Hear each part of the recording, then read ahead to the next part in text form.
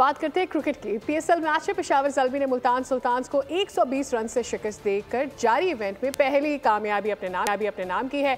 228 run हदफ के ताक़ुब में Rizwan 11 107 run ही बना सकी। आज कराची किंग्स और इस्लामाबाद यूनाइटेड कराची में मद्दे मुकाबिल थे।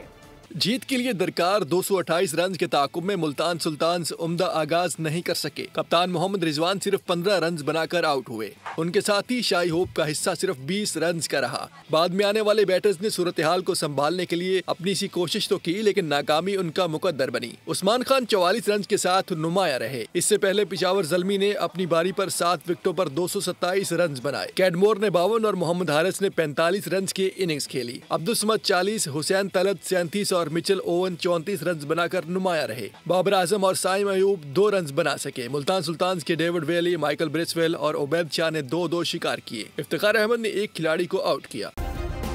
सब्सक्राइब करें और बेल दबाएं ताकि कोई खबर रह न जाए।